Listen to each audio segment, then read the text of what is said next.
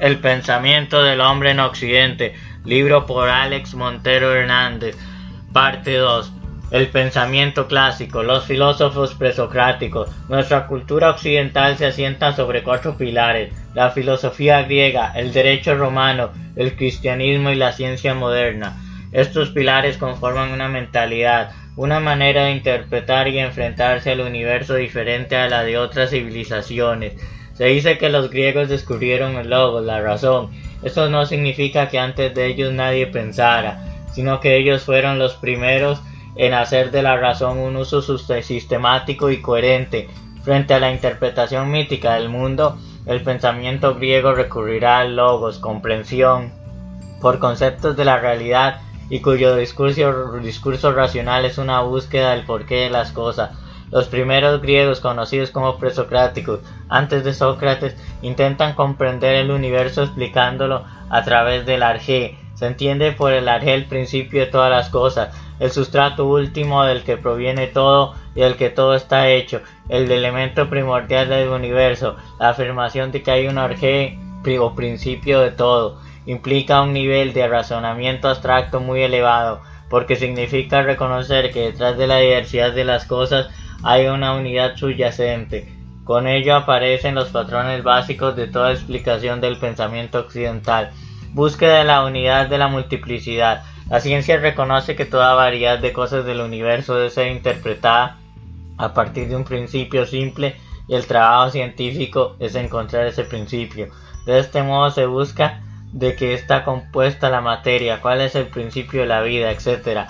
Oposición entre ser y aparecer. Se considera que los fenómenos que se perciben no son la realidad verdadera, sino que se debe buscar tras de ellos la esencia de la realidad que los produce.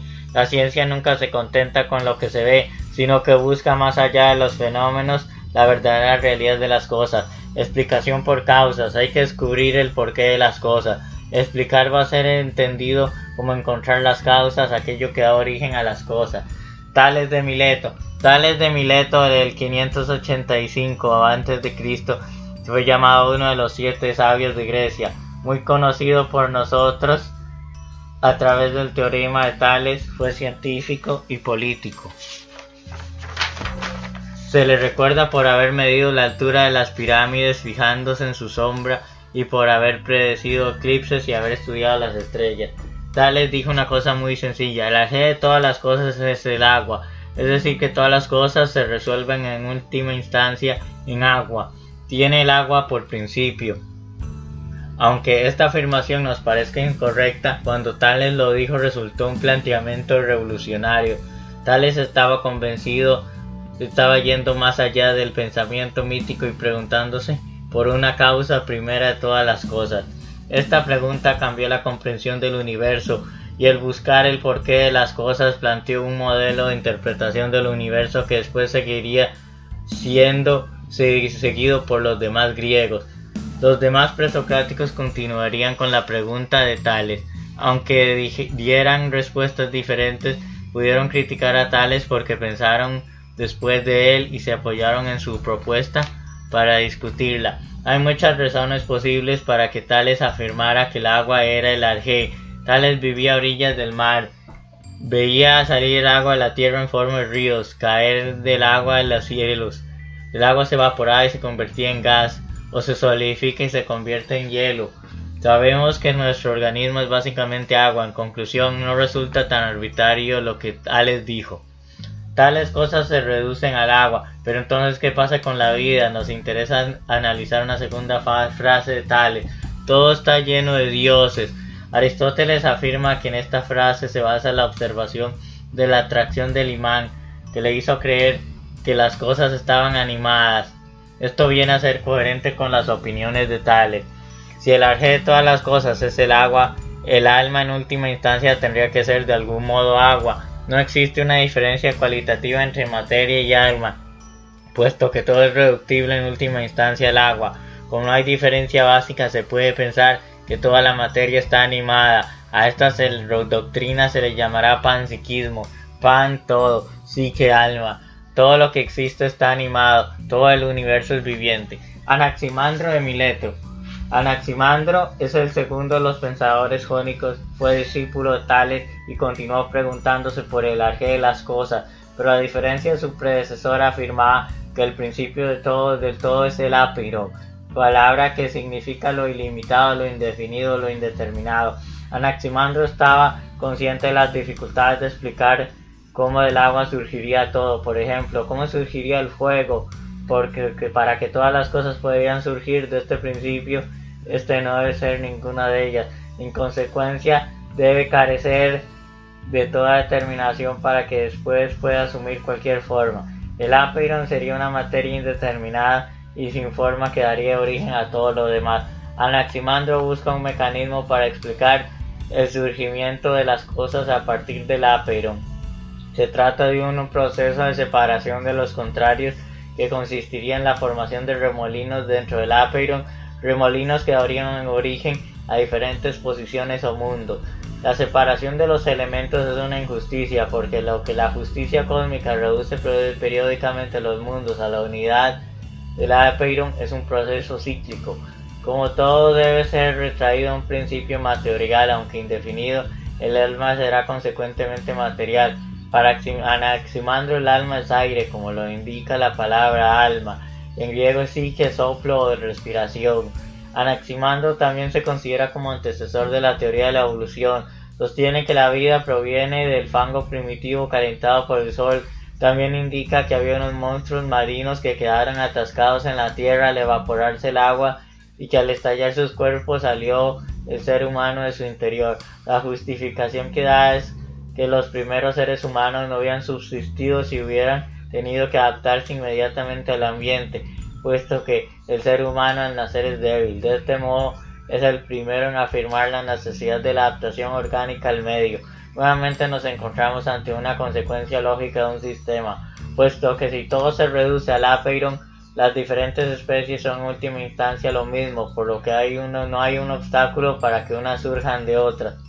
Anaxímenes de Mileto. Anaxímenes fue discípulo de Anaximandro y con Tales y Anaximandro conforman la llamada escuela jónica por la región geográfica en la que vivieron. Como los otros dos jónicos, afirmaron que la existencia del arjé, pero niega que sea el agua o el apeiron. En su opinión, el principio de todas las cosas es el aire. Nos proporciona un mecanismo de transformación del aire hablando de rarefacción y condensación. El aire rarificado se convierte en fuego. El aire condensado da lugar al agua, hielo, tierra, etc. De este modo todo puede proceder del aire. Anaxímenes consideraba el universo como un gran animal viviente y que respiraba el aire infinito que envuelve todo. Al igual que Tales y Anaximandro, Anaxímenes es panpsiquista. Algunos opinan que considerara el aire como arjé es un retroceso respecto a Anaximandro, pero Anaxímenes vio muy claro que algo totalmente indefinido no puede existir, puesto que desde que existe debe tener algunas características y determinaciones. Por ello buscó un elemento que fuera a la vez concreto y sumamente moldeable, tal como el aire. El pitagorismo.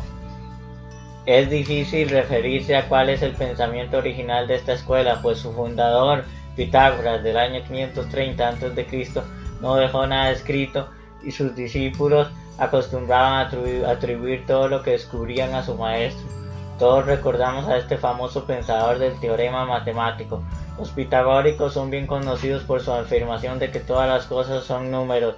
Esta concepción surgió al descubrirse que existía una relación entre la escala musical y la longitud de las cuerdas. Los números parecían regularlo todo. En consecuencia, para estudiar la naturaleza del universo, los pitágoras se dedicaron a las matemáticas.